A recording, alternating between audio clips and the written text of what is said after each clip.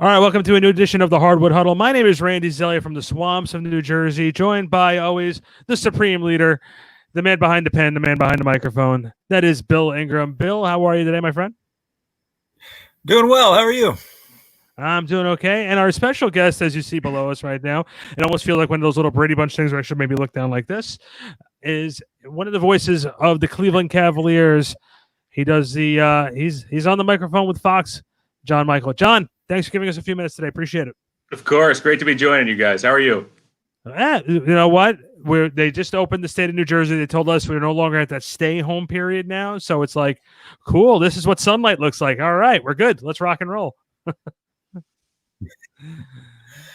Well, we're enjoying our first day over 100 degrees already. So that's quite a fun thing to deal with here in Dallas.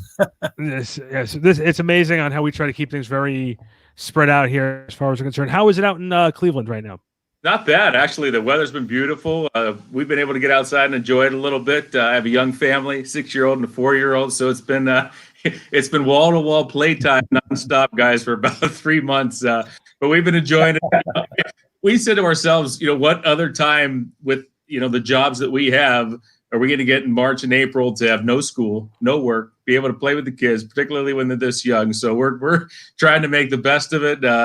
Good thing is it's not getting old yet. I don't know if that's a reflection on my maturity level or what, but it's still fun playing with these guys 24 hours a day. And I'll be honest with you, from the way the Cavs were playing this year, I think this break was a welcome break. Well, hey, it's a team that finished obviously 29th in the standings. They're going to have an equally high chance to get the number 1 pick in the lottery. But that said, hey, once the change was made to JB Bickerstaff, they were playing some better basketball after the AllStar break, going 5-6, beat some of the upper echelon teams in the NBA. So yeah, we knew what this season was all about coming in, guys. It was about getting this team back to a position where it wants to be in the standings, and to do so by getting those building blocks in place, by developing some of those young players.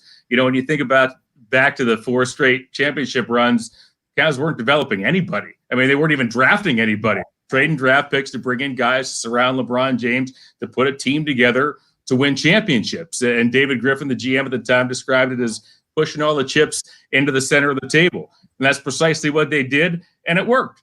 But after you make that run, we know how the NBA cycle works. You get back to this point where you have to develop talent as something different, something new to the organization over the last couple of seasons compared to where it had been. So that's where they are now. They're trying to get some of these young guys to where they want them to be as this team progresses into the future. I'm interested in you've seen a roller coaster like few teams have ever seen, where you go from LeBron deciding the most god-awful spectacle of NBA media I've ever seen was that decision thing where, what did you feed your dog for breakfast this morning, LeBron? Where you go from celebrating all that LeBron brought to Cleveland to having jersey burning parties in the Gund Arena parking lot, and then he's back and everybody's happy again. That had to have been kind of a mind-blowing thing to live through, the demonization and then re-celebration of LeBron. Yeah, it was different. I mean, my first season was 2011, the year Kyrie Irving went number 1, Tristan Thompson went number 4. So it had been a year after LeBron had already left. But man, just to see that from the outside looking in, the vitriol and the anger and everything that took place, it wasn't pretty. Yeah, and people were upset for obvious reasons. And for the first 3 seasons, the Cavs struggled. A couple under Byron Scott, and then 1 season under Mike Brown. They turned the corner, obviously, when LeBron James comes back, and it's completely different for 4 consecutive seasons, heading on to the finals each and every time. So, yeah, it's been a roller coaster, and now back to where it's been the last couple of seasons as the Cavs are looking to rebuild. So it's been interesting, no question about it, to see the ups and downs. The media attention. It's always funny. People would ask me at the end of the 4 seasons that the Cavs went to the finals. I said, what is this, your 4th season with the team on the radio? I was like, no, actually, this is my 7th. The funny thing is nobody was listening for the previous 3. So it was funny to see, and it's obvious. That's the way it works in the NBA. So, yeah, it's 8 seasons on the radio. This season was my first on the television side. So, yeah, it's been interesting seeing the ups and downs of the organization. And as you guys know, it's the way it works in the NBA. Did you find it? What was it like that first season? LeBron. This is the second season without LeBron. That first season without LeBron, knowing that it's still you had all those pieces there that was around LeBron. Obviously, the group that was there the second time he left was much better there than the first time he left. Was there still that little optimism of like, the squad here is not bad with Kevin Love and J.R. Smith, which obviously that turned out work. We don't know how that turned out. Was the attitude of, hey, we still could possibly do something here at that point? Or was it like, okay, let rebuilding begin right now?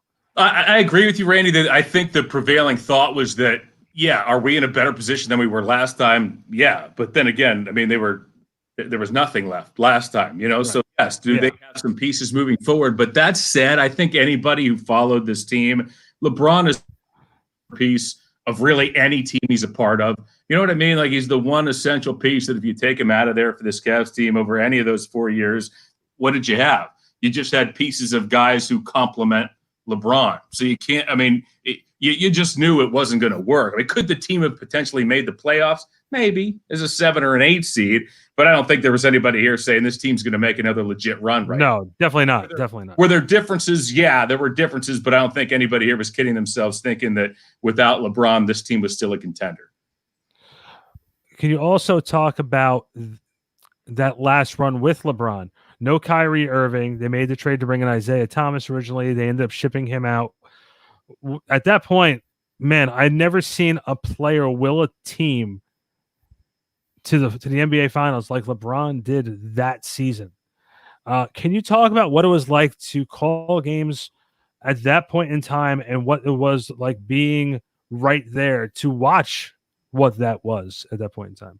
That season was wild. I mean, just wild. I mean, you consider Dwayne Wade was a Cleveland Cavalier to start the season. To give you an idea how wild that season was.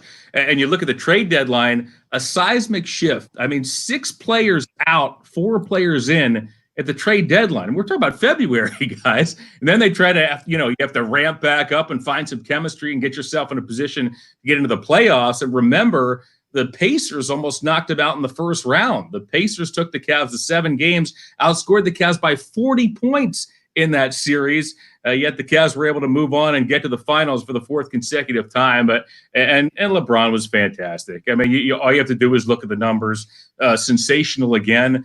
Just the way that the team had to shift once more completely in February, and remember too, like you mentioned, they thought Isaiah Thomas would be the guy running the show, but you had to wait until he was healthy. He only ended up playing a handful of games with the Cavs, and this can't happen. This isn't going to work. We're going to have to trade him away and try something else. So it was almost like they went back to the future in a way. When they made that trade, the team was a lot more similar to the one that they had in previous seasons, and Tyronn Lue was able to make it work to the point where, yeah, they got him back to the finals once again. But, man, you're right. You want to talk about an up-and-down season. Again, all you have to do is point at that trade deadline to give you an idea just what that season was all about.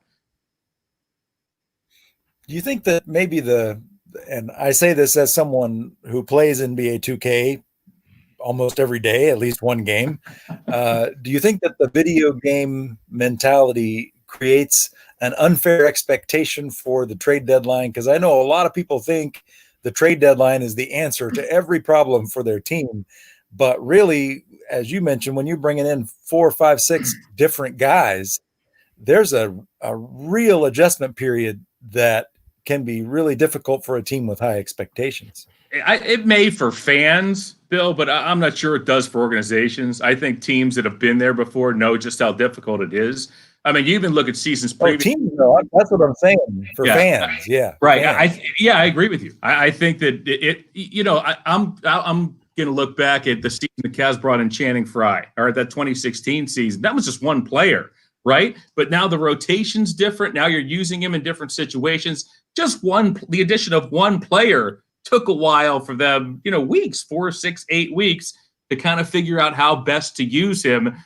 Then you think about how, if you're having players all over the place going in, coming out, just how difficult that could be chemistry-wise. It's a great question. I think that expectations, fans can be a lot higher. I don't think, organizations maybe just to find that one piece or 1 or 2 pieces that you need to give you that extra boost down the stretch, but it ain't easy when you're trying to bring somebody in February. No question about it. One And of the there are a guys. lot of organizations where the fan expectations drive coaching changes and general manager changes, and I don't think the really good organizations don't go by that, but I know of organizations. I've had friends who are general managers and coaches, and there are definitely organizations in the NBA where fan expectations drive personnel moves. I think that's a really fine line to walk right there. Well, and from my perspective, that's a dangerous, dangerous game to play, isn't it? I mean, when you're letting fans dictate, what you're doing internally in terms of a front office. You look at the Spurs, organizations such as I completely agree with you, Bill. I mean, that's the Spurs don't care what the fans think. They can lay out their results. Here's what we're doing. Here's our plan. I think if your internal plan is so weak that it gets influenced by expectations or fans' wants and needs, I think you have a problem to begin with. But yeah, it hasn't been have we seen that be a problem in NBA history in years past? Yeah, we certainly have. One of the guys who I remember during that championship run and who was there for the last couple of years with LeBron was Richard Jefferson. You were able to watch what a difference he made in that championship run. Can you tell? I was here when Richard was a rookie with the Nets. I was around him. What a player and what a guy, locker room guy who he ended up being for that young Cleveland team at that time. Can you talk about the effect that Richard had? Because I'm seeing Richard this week, so that's why I have to ask that because I'm going to show him this. So you can say all the nice things, but he expects some bad things too. Well, no, I mean, what a great individual. And I mean this when I say this. Cavs aren't champions in 2016 if there's no Richard Jefferson, period. No question about it. They needed that rotation piece in so many ways, not just during the regular season, but also in the playoffs. That bench gets whittled down come playoff time, and T. Lue had really, taken a lot of that rotation out when it was that, mostly that series against the Warriors. What they did throughout the series, some series were, say, Channing Frye series. Some series, other guys played a little bit more. But boy, did it get whittled down against the Warriors, and Jefferson was huge. You want to talk about in the locker room as well on that practice floor. It was Jefferson and Channing Frye who brought that team together. And I don't think that can be overstated either, guys. We talk about chemistry a lot, but to me, there is no sport like basketball where if you don't like and trust everybody else out there on the floor, you're going to have problems. I mean, you think about any other sport. In baseball, you don't have to like the starting pitcher. Who cares? You don't have to like anybody in baseball. So football, you got 53 guys on the team. In hockey, if your goalie's a wing nut, who cares? It doesn't really matter. In basketball, boy, if you don't have in that chemistry and everything that you need, it's so hard to win an NBA title. And Richard Jefferson was such a big part of that. So was Channing Frye in terms of bringing that team together. LeBron, as you guys might imagine, has such a big, strong voice, right? I mean, he brings it every day. First one in, last one out, holds everybody accountable primarily by his actions because he holds himself so accountable. But to bring in a veteran or two just to kind of, clean things up around the fringes and to make things easier on some players or to maybe be easier on players who need it or a little harder on players who need to be pushed. I think Richard Jefferson and Channing Frye, they were exactly what the doctor ordered. Jefferson's play on and off the court was essential for that 2016 championship. I think to win a championship, and I was here, I'm in Dallas, and I was courtside for most of their championship run in 2011. And for each series, you have different matchups that you can take advantage of, and different players were the heroes. You knew that Dirk was going to give you everything Dirk Nowitzki always gives you. But in the championship run, for example, they played the Lakers in the second round, as I recall. Peja Stojakovic was amazing in that series against the Lakers. Did nothing the whole rest of the playoffs, but against the Lakers, they don't beat the Lakers without Peja. In the finals against LeBron, it was Jason Terry. Jason Terry was, mind-blowing the way that he because Dirk was more of a lead by example. He would say some things, but Jason Terry was the vocal heart of the Mavericks pretty much the whole time he was here. But that particular finals, I remember thinking, from one round to the next, what do you get? But in the finals, when they needed somebody to really step in, it was Jet, and we had Stackhouse and other guys that were amazing. But I think anytime you make a championship run, you're going to have your stars that do the heavy lifting, but you're going to have other guys that have to take advantage of situations who become the stars of different rounds, so to speak. I agree. And to me, I don't think Tyronn Lue gets enough credit for what he did during that 2016 run for precisely what you're talking about, Bill. I mean, in the Atlanta series, for example, Mike Budenholzer was packing in, refused to allow LeBron James to drive. So all LeBron would do, get to the foul line, kick it off. In comes Channing Frye. Channing Frye was huge in that Atlanta series. Against Toronto, basically, Tyronn Lue was dictating how much Jonas Valanciunas was going to play.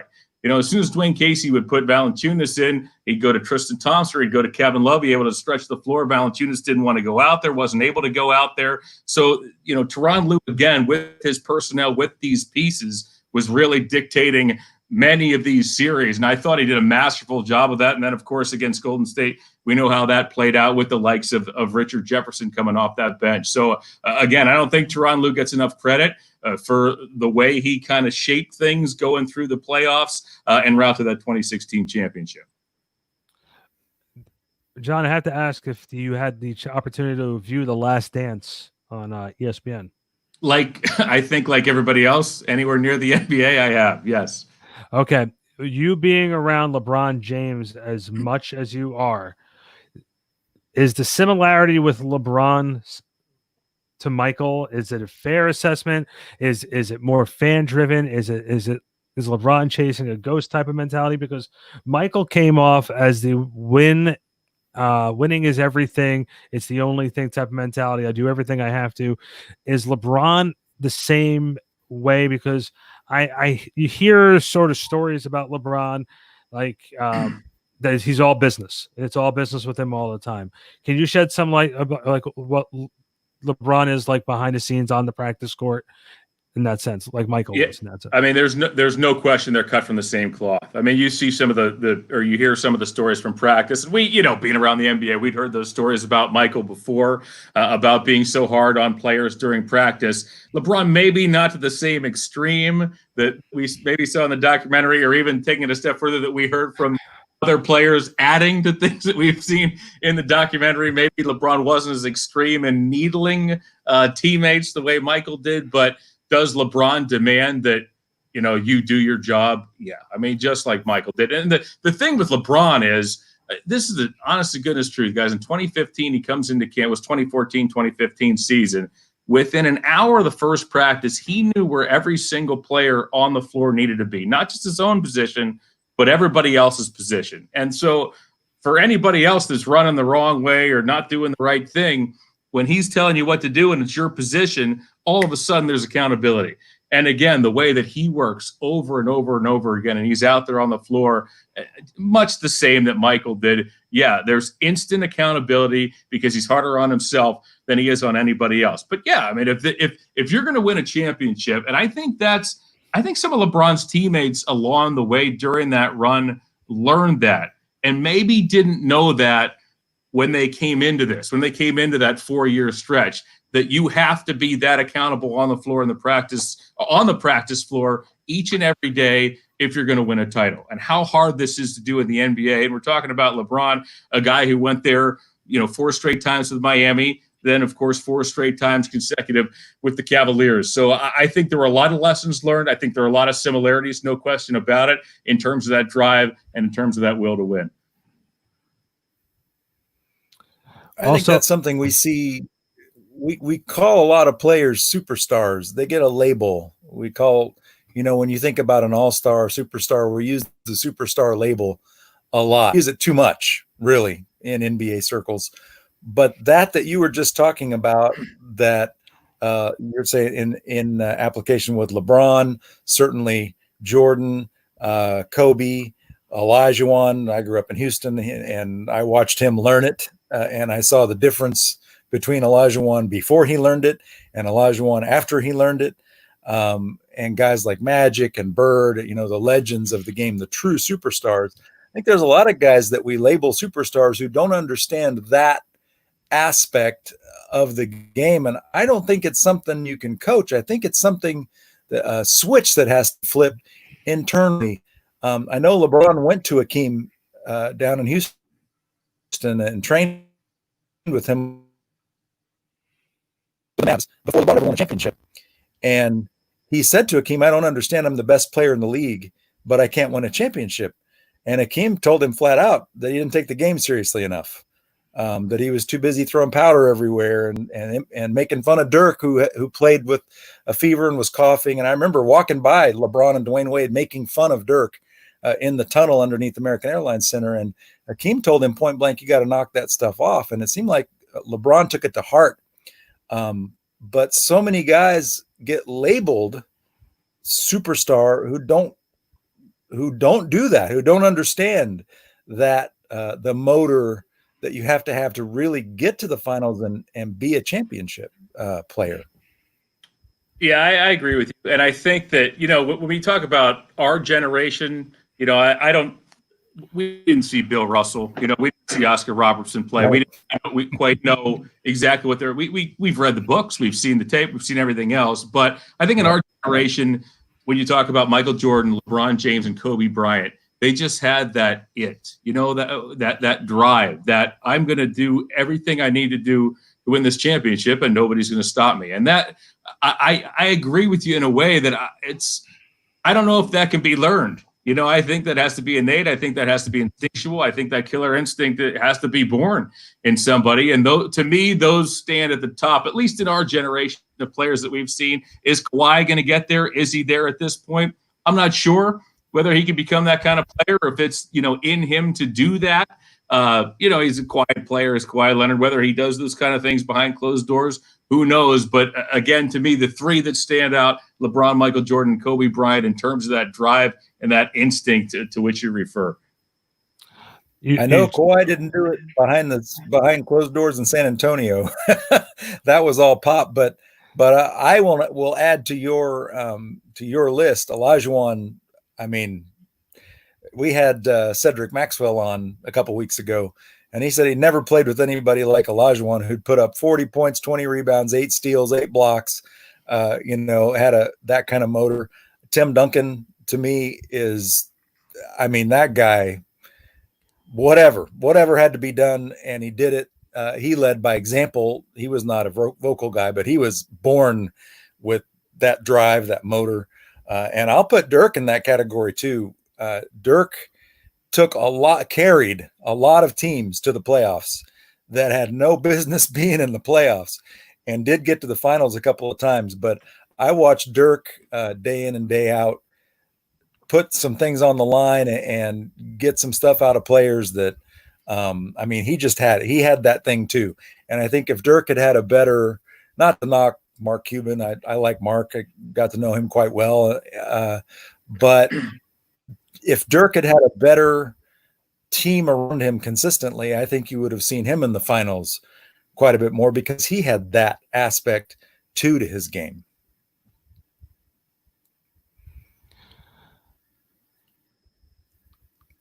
John, I got to ask a question here too about the Gilbert family. Dan went through some health issues over the last couple of years. What's his status as of right now? And, has he been back around since he was sick? From what I understand, Dan is recovering well. Had a stroke a number of months ago, but he has been progressing. He has continued to be active. I can't say enough about what a terrific owner he is. I mean, he has said from the beginning he would spare no expense to win a title, and he put his money where his mouth was. And he's been terrific. He's been terrific to work for. He's been terrific in terms of, again, if you're going to if you're going to be in a situation where you can win a championship, Dan's going to spend the money to enable you to do that. So, he's doing better. He's certainly progressing, which is good to see. And I think he's been great for the NBA and obviously great for the city of Cleveland. And also, you were talking at the beginning of the broadcast about making the change over from radio to TV. What was that transition like for you? Going, because radio and TV are different. It's a little bit of a different animal for not only just being on camera, but I don't want to say it from a preparation standpoint, but it's almost like, I'm not saying on radio you can have a bad moment or two, but on TV it's lights, camera, action. It's a really good question, and unfortunately for us, it started tragically with the death of our TV play-by-play guy, longtime TV play-by-play guy, and Fred McLeod. So, and that happened a couple weeks before the season began. So for many of us, it wasn't easy to get going. That said, I was obviously I was honored to be the person that they looked to take over for Fred and to move into that TV chair. The question's an interesting one in terms of that switch from radio to TV, and I could talk about this for over an hour because I love talking about this stuff. But in radio, you think that once you switch over to television, you're going to have so much more time to tell stories, because on radio, you need the nuts and bolts, right? You need to know where the ball is. You need to know who has the ball. You need to know the score, the time, and you think, you know what? Once I go to TV, they can see all that. I'm going to be able to tell stories. I'm going to be able to get all these things in and everything else. It really isn't that way, because there's showing the replays. You're throwing in ads. The analyst has to talk, which the analyst talks on the radio side as well. But on television, there are a lot more, obviously, bells and whistles that you have to wait for. You have to wait until the player's in front of you. You have to wait until he's on the screen to tell a story about that particular player. So it's the nuances are a little bit different. That's only the beginning in terms of making the switch, but it's been fun. I mean, on radio, I always laugh. I say, if I have a good story, I'm going to tell you that story within 5 minutes. I'm going to shove that story down your throat because it's good. You're going to like it. You're going to laugh at it, and here it comes right at you. But on television, you got to wait. You got to pick your spots as the game progresses. But I love it. I'm surrounded by a wonderful Fox Sports Ohio has been a wonderful team. Austin Carr is my partner now on the television side, and he is an amazing person who I love to be around and who I love to work with. So it's been it was a great year for us. Again, it was awful and unfortunate the way it began, but I think we did Fred proud as the season progressed and as we came to the end of the year. And it's also funny too, because like you said, everybody's got a great story. And I was talking with it's a true story when you hear the story a couple different times, where Tim Capstraw, I don't know if you're familiar with Timmy. He does the Nets broadcast, and he used Chris, to coach, right? Yeah, with Chris Carino. Mm-hmm. And Timmy was tell a story about it was a blowout game, and he said he would pick up a technical foul, and he would still continuously blast the referees, and the referee goes, "Listen, I'm not giving you that second tech, because if I give you the second tech, you get to go back to the locker room. If I have to watch this team, you have to watch this team." So that's always like one of those great announcer stories. But obviously the Cavs have struggled a little bit the last two seasons since LeBron's left, and there's been some blowouts from the other side where you guys have to sort of fill the time. Can you explain what it's like to have to sort of fill that time, knowing that when the game's a little bit out of hand, what your responsibility as an announcer is in those types of situations? It's a good question. I think in general that your responsibility as an announcer is to make the game as enjoyable as possible. And there's a lot of different ways to do that. Obviously, you need to do your homework, and you need to be ready and prepared, and be able to fill in the game for the viewer. But at the same time, we're just playing basketball here. You know what I mean, guys? I mean, it's not brain surgery or rocket science or anything like that. We're playing ball and we're having fun, and that's kind of what it's all about. And to me, Randy, it's along the same lines of what I was talking about before. Sometimes it's easier when it's a blowout, because then you really can just talk about, you can talk about whatever you want. You can talk about, teams in the Eastern Conference, Western Conference, whatever you want, just to keep it entertaining for the viewer, So I think it gives you a little more leeway in terms of what you can discuss, and you can have a little more fun. So like I said, we find our ways to enjoy ourselves. And like I said, too, I think the Cavs fan base understands that they weren't winning the championship this season or last season. It's about those incremental steps. It's about watching a player like Kevin Porter, come from the end of the first round and start to play some really good basketball as the season went along. Players like Colin Sexton coming into his own in his second season, getting a first look at Darius Garland, who had only played 5 games in college. So I think that fans understand where the team's focus is right now. That's what they're looking for too, which makes it easier. Again, the final score isn't always the be all and end all when you're talking about a team, at this stage of the cycle. That's funny you say that, because we had Bob Fitzgerald on a couple of weeks ago, and he said that the challenge of calling Warriors games when they were bad and getting blown out all the time was a very different thing from now that they've been so good for the last few years with Steph Curry and everybody, that it's almost like calling a different sport, because when they're winning, you have the excitement and the momentum of the game and everything's exciting. But when they're losing, you have to find a lot of stories to tell about the team and about the players, because people don't really want to talk about the result on the court so much. Yeah, I've always said those are the games that put the hair on your chest, right? I mean, anybody can call it. I hope you can do that, dunks and threes. That's easy. Yeah, but yeah, and I was laughing with Tim Roy, the Golden State's radio guy, just about a week ago, and we were laughing that, yeah, we've been to the finals against each other 4 consecutive years. We knew each other's team inside and out. Now suddenly these two teams ranked 29th and 30th. It's different going from first to last, but we could have used some time in between to maybe get used to it a little bit. All of a sudden it's first to dead last in the NBA. So has it been an adjustment? It has. I think Golden State, they're in a position, obviously they've dealt with major injuries. I think they're in a position, especially if they land a good young prospect coming out of the draft, where they might be in a position to rise back into the playoff picture. I don't think there's any question about it if things break the right way for them. So we'll see moving forward. But boy, it's been, like I said, for Golden State and for the Cavs, it's been a bit of a whirlwind. Warriors revenge next year. That's what we're calling it, because they're going to be very angry with Steph, Clay, now Andrew Wiggins and Draymond Green. Wow, that's a dangerous team. I got to ask too about the best thing.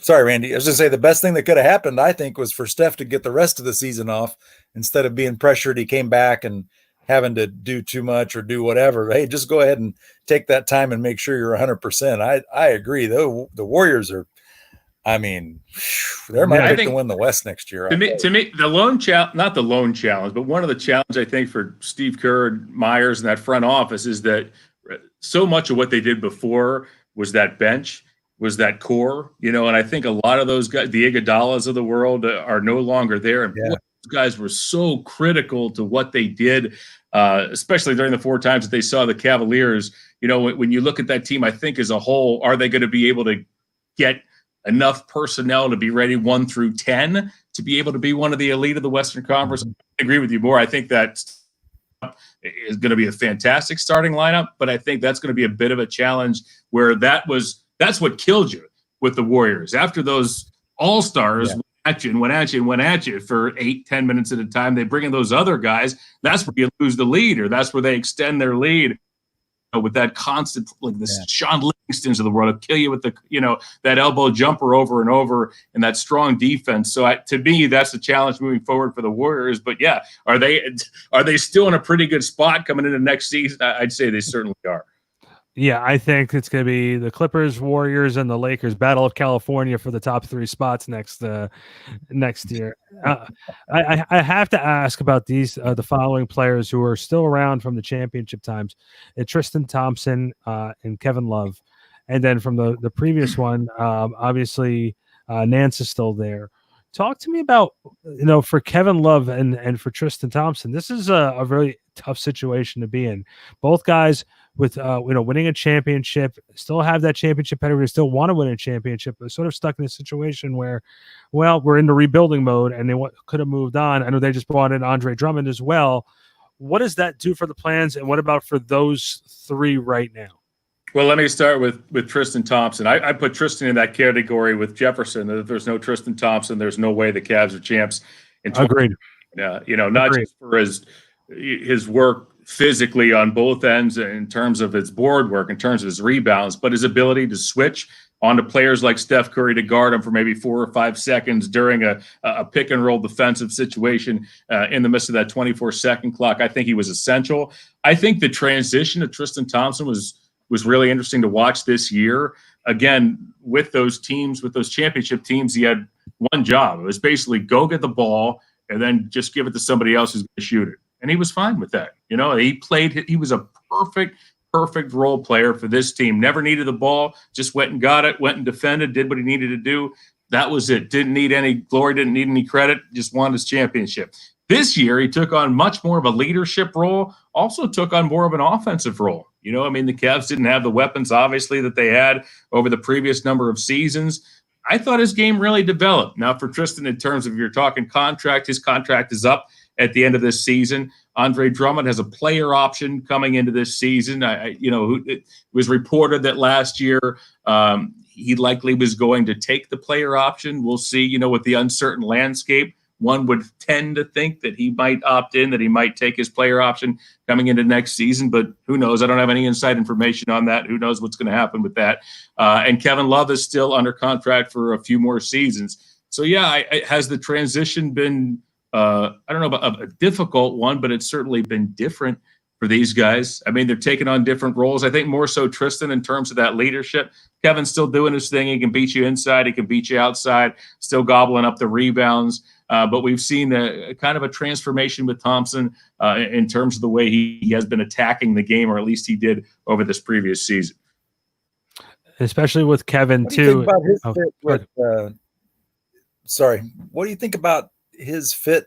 As much as the Rockets say, we're going to outsmart everybody and go 6-5 and under, they were looking at Tristan Thompson at the trade deadline. And that seems to me the kind of player that would work well there. As you talk about unselfish, doesn't need the ball. He's not going to get it in Houston, but they do need somebody to rebound and defend. I think, even though they talk like maybe they don't, I think they do. And I like his fit with all the shooters they have, especially Harden and Westbrook and, guys that are going to do the bulk of the scoring, but they need that Dennis Rodman type player to do the dirty work. I think it would have been a really nice fit. And I think defensively, again, he's not a rim protector per se. He gets enough blocks during the course of the season, but his versatility, his ability to guard smaller guys on the perimeter, I think makes him perfect for what Houston was doing on that defensive end. Again, I think that's something that can be overlooked, but do I think he would have been a nice fit there? I don't think there's any question. John, let's have a little bit of fun here. With the league coming back in a couple weeks, and let's look at the remaining playoff picture. If I had to say to you to give us your final four, who do you have and why? I think I start with the Lakers and the Clippers. I mean, I think those are the two toughest teams in the league right now. Again, it's hard to say, guys, with all the uncertainty. I mean, who knows if one of these teams that was playing really well comes back and for whatever reason has a bad month and all of a sudden is out of there. You know what I mean? Yeah. Or 6 weeks. So there's a ton of uncertainty. But if we're judging on what we saw, as we were coming into the pandemic, I like all season. I basically like the Lakers and the Clippers the best out of any teams in either conference. In the East, I like Milwaukee. I mean, Milwaukee's done some great things in terms of that. You don't get a record like that without doing some solid things. I like Boston's chances over Toronto if they play 2-3. And then I think the Celtics could give the Bucks some problems in an Eastern Conference championship series. We'll see. I think the top two teams, though, are the Lakers and the Clippers. I'd start with them. Those two teams is my one and my two. But if you're talking Final Four, Clippers, Lakers, Bucks, and Celtics. What do you think of this idea of we're going to play the way it's been sketched out? Not that anything's official, but you're going to play into October for the end of this season. So then what do we do? Do we start Christmas, or you can't then turn around and start the next season on schedule? I wouldn't think. A proposed date thrown out there that I saw was December 1st for the start of next season, sometime in December, but December 1st was one that I saw that was lobbed out there, in terms of getting going. In terms of what we're going to see in Orlando, guys, I mean, I think for an NBA fan, it's going to be amazing. It's going to be like a free-for-all. They're playing on a couple of different courts. And from what I understand, they're going to 11, 3, 7, 10 on 2 or 3 different courts. I mean, I want to be sitting watching NBA Pass all day, every day for 6 weeks. I mean, I think it's going to be fantastic in terms of what the fan is going to be able to get from everything. I don't know how great it's going to be for the players having to play, every other day for however long it might be. But man, oh man, it seems like a load of fun for the fans. NBA Summer League. This is what it is, baby. Did This is NBA Summer League. Yeah, right. Yeah. Did you ever go to Vegas and do that at the Thomas and Mack Center where they've got half-hour staggered games? And yeah, I mean, of course, I was with Hoops World and Steve Kyler and our team were covering every team and every player that was there. So we were running back and forth. It almost makes me want to jump into that in Orlando. I in a way, I miss those gauntlet, 2 or 3 weeks in Vegas where it was NBA Summer League and then Team USA and just basketball heaven, really. Yeah, selfishly, I wanted to be a part of that too. I don't even know though. I have a feeling they're not going to take broadcast. Most broadcasters are going to call games from a studio. That at least was my understanding of how that would work. But man, I'd go and volunteer to be part of the bubble. I mean, to be part of all that action and everything going on. Only difference between summer league is you only look at it maybe 2 or 3 or 4 guys on each team. Now we're talking about. Right. This is the real deal, man. I mean, everybody. So Again, I'm excited just to watch. I wish we could be a part of it, obviously, but now I'm excited just to watch and see what how it all unfolds. I think the most interesting Absolutely. thing. I think the most interesting thing coming back is going to be it's twofold. One is how they're going to handle the fan situation, and 2, how they're going to handle the media situation. Not just with the NBA, but how they're handled the NHL, the NFL, especially because the NFL garners so much media. How is all of this going to be played into the big picture, and if the media is there, how much availability will they be able to have? How are they going to handle one-on-ones? All those things it's going to be a totally new business now. Yeah, you're right. And I tell you, it was strange. Our final game was March 12th, I think, if memory serves, against Chicago. And there were new things coming down from the league basically by the hour, such as, okay, you can only stand within 6 feet of the coach, or all media has to be done at the podium, and you kind of got the idea that the writing was on the wall that night, guys, that, look, we're standing 6 feet away from the coach, yet somehow Austin Carr and I are still courtside right beside all the players who are sweating, and the bench is right there. And, this might not be sustainable. This isn't going to last very long if this is what we have to do. I mean, you think of things such as sideline reporters. If we're calling games from the studio, where's the sideline reporter go? I mean, do they go away, or do they, are they in a studio? Do they, does the PR guy have to bring somebody over, put a headset on, or, I mean, even just the little nuances of how to work through some of these things. To your point, Randy, it's going to take some doing to kind of figure out how to even do these games on television. I think that for the sideline report, I can picture a green screen with just the court going in the background and they're doing it from their actual living room. That would be absolutely amazing if they were able to do it that way. John, this is my last question for you. Can you actually? I have 2 more, but can you give me your favorite moments besides Cavaliers winning a championship as a broadcaster? Can you give me? You can throw the championship in there. Why not? Your 2 or 3 favorite moments as a broadcaster. Well, I mean, you have to. I think when you get to call a game 7, that's what you get in the business to do, right? NBA Finals, and then on top of that, your team that you're working for wins that. And then you get to go into the locker room and be a part of that celebration, and then be a part of that plane ride coming back, and then be a part of that parade with 1.2 million of your closest friends in a city that hadn't won a championship since the Lyndon Johnson administration. That's where I start. I mean, in terms of great things that I've gotten to experience, as being a part of this organization, being part of this, doing play-by-play. When LeBron returned, it was more than basketball. You know what I mean? It was to this region of Northeast Ohio that had not won a championship in 52 years prior to that one in 2016. It was, but I think it gave hope to a city that had, I think everybody knows every time Cleveland gets close to winning the championship, they show all of the near misses. I mean, the Browns, they showed they made some blow in the save for the Indians, the fumble, the drive, everything else that's taken place over the years where Cleveland got so close. And finally, I think it restored some hope. And sure enough, Cavs went on and won that title in 2016. So just to see, I think, the fan, I don't want to say the evolution of the fan, I don't know if that's the right word, but to see the fans get that hope and to feel good, not just about their team, but about their city and in a way about themselves, man, that's special. That's what sports is all about, right? I mean, they're out there, guys running around, people complaining about how much they get paid and this and that. But isn't that what people together, and it makes people happy. You know, that's why I think we do what we do, and that's what gives me the most joy, to be a part of that for people who, after their hard day's work, get to enjoy watching a Cavs game. So, to me, in terms of, you know, big scale things that have been important to me, or that I've seen since you know, becoming the play-by-play voice of the Cavs, I think that ranks right up there. And then the final question for me is, if you had to give me your Mount Rushmore of your, I guess, you know, for your sports heroes, who is your Mount Rushmore? I thought you were going to ask me sports broadcasters, play-by-play guys, my sports heroes. See, I'm going to incriminate myself here because I work in Cleveland, but I was born in Western Pennsylvania. So a lot of the guys I grew up watching are not all that beloved here in the city of Cleveland.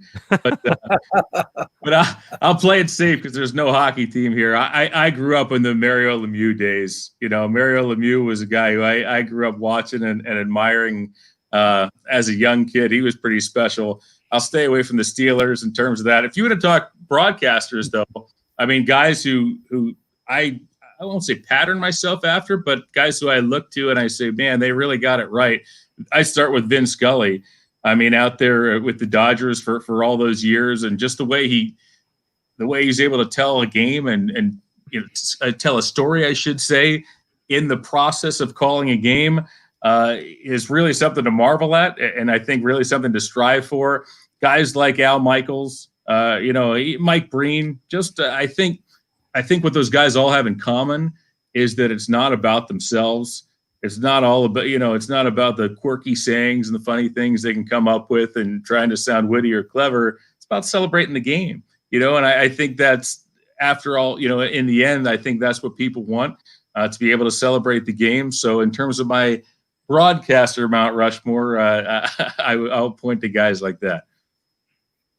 We haven't done that Mount Rushmore, Randy. I'd put Bill Schonely right at the top of mine, and Bill Worrell. Of course, Bill Worrell is still doing Rockets and Astros. Well, I don't know if he still does Astros. He still does Rockets. Bill Schonely up in Portland. When I was a kid, my grandmother listened to the Blazers games, and I just loved listening to Bill Schonely talk about Rip City, baby, and you know, he was amazing. But so my last question for you, and you made a comment about how fans do talk about the money, and I have an aunt who one of her favorite things to say, I'd go down and grab my cousin to go to a Rockets game so he could hold the camera while we were interviewing whoever we were getting that night. And she'd always have to make the comment about how much money players make. And I would say, well, you know, here's the thing. If somebody offers you a contract that's $150 million to go play basketball, what are you going to say? No. I mean, the players are offered what they're offered. That's not, I mean, and plus, if the NBA generates, if a team generates X number of $100 million, if the Lakers generate X number of $100 million, doesn't Kobe deserve a big part of that? They're coming to watch Kobe. They're not coming to watch just whoever happens to be in a Lakers uniform.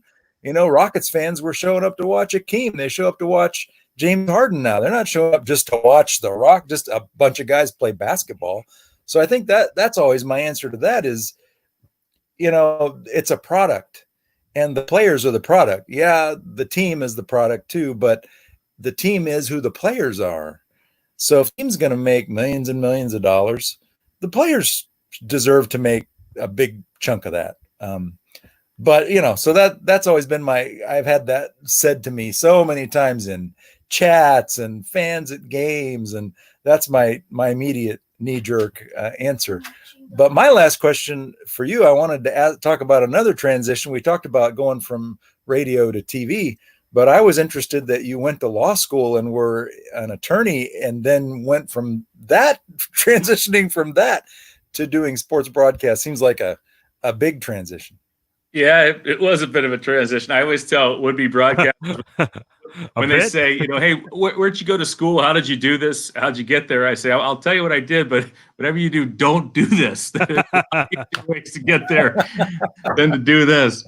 But yeah, I went to Notre Dame as an undergrad, and then I went on to law school and MBA school at Notre Dame and practiced as a trial attorney for 4 years in Western Pennsylvania at a large firm in Western Pennsylvania. But on a whim, sports have always been my passion. You know, I don't hunt, I don't fish. All I've ever done is play and watch sports. One day, in Pennsylvania and in Ohio, football's king on Friday nights, high school football, and you could hear it up and down the driving around on Friday night. And I said, you know what, I'd love to try that sometime. So I put together a tape. I sent it to the local high school network, got a call a couple days later. They said, one of our guys got sick. How'd you like to do a high school football game? And I said, of course. So I hung up the phone, totally panicked because I had no idea what I was doing, no idea how even to begin. Went out, called the game, got a call the next week, said, hey, you're okay. You want to do one next week?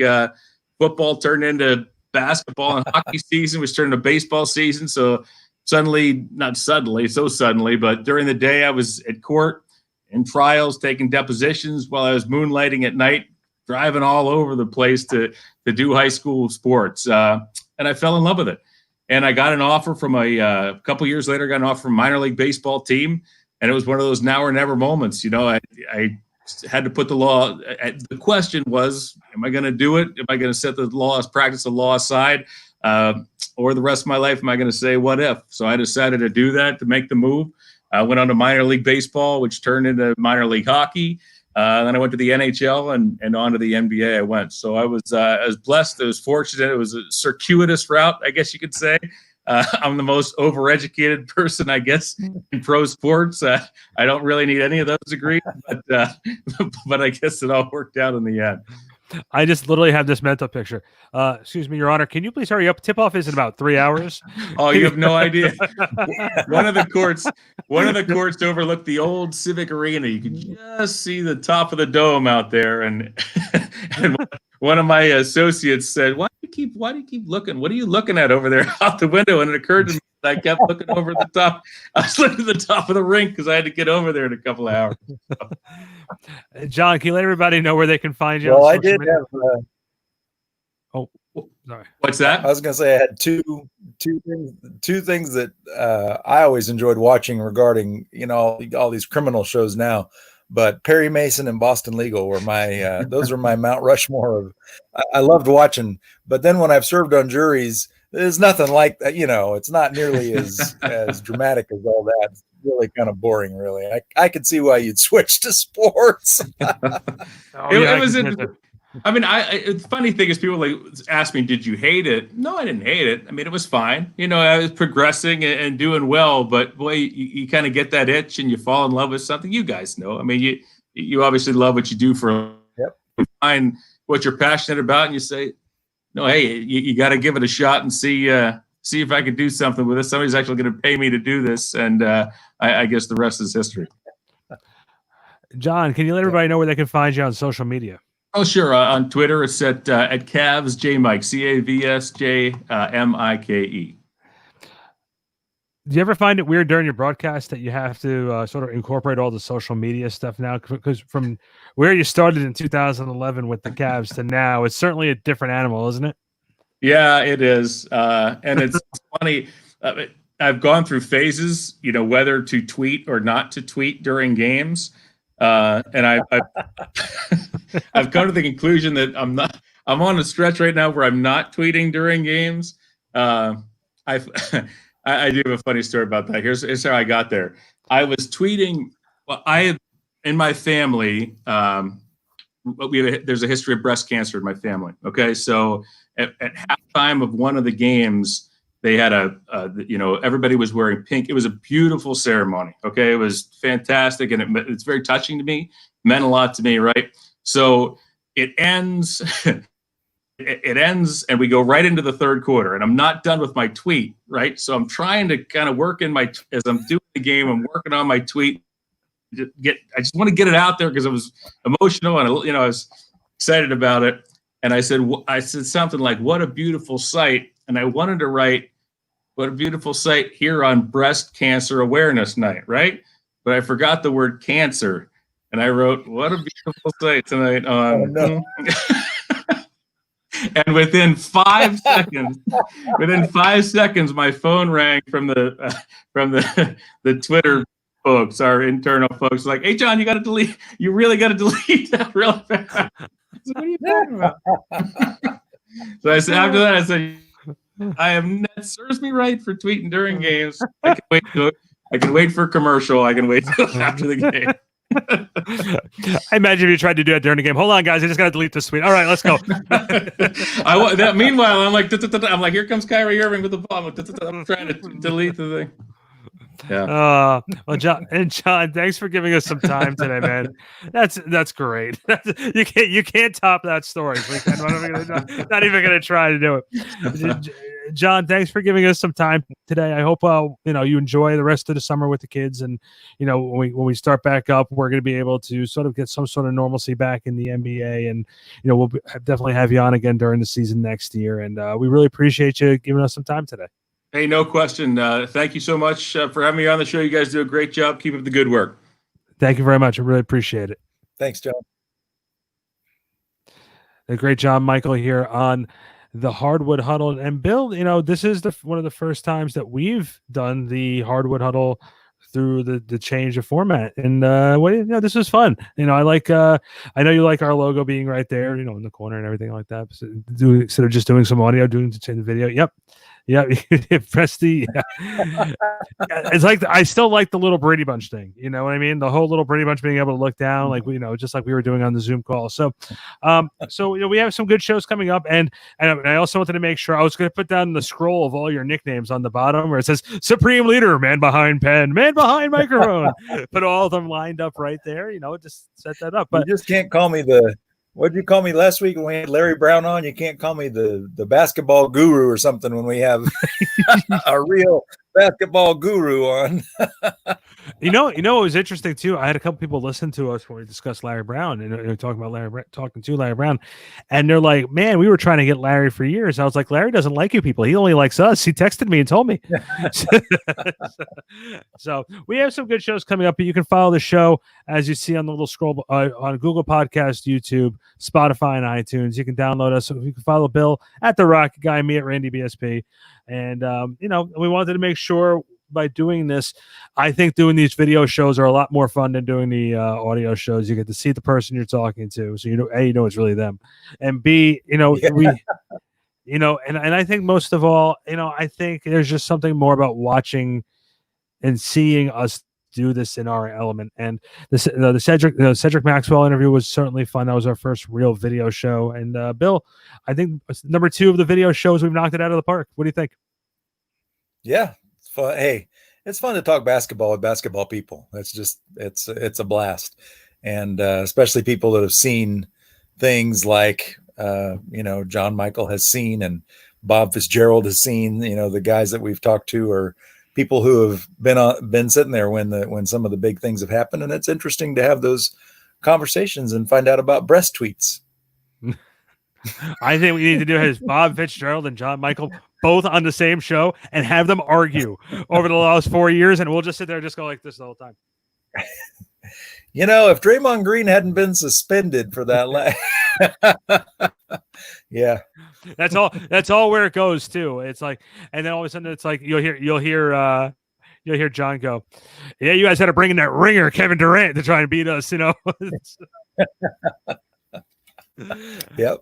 So, you know what, Bill? We'll be back. We'll be back next week. We'll have some fun guests on the show, and we have some more surprises coming. We have some names that are coming up, but you can definitely follow Bill at The Rocket Guy, me at Randy BSP, and of course, again, subscribe and like all of our shows for the Hardwood Huddle on Spotify, iTunes, and Google Podcasts, and also go onto YouTube. We'll be there as well as soon as the show ends. If you missed part of it, you can always go back and watch us again. So, Bill, thank you very much. As always, Supreme Leader.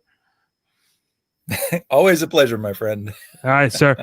Well, we'll see everybody next week. Keep an eye on backsportspage.com so you know when the next episode of the Hardwood Huddle will be turning up. See everybody next week. Thank you. Bye, guys.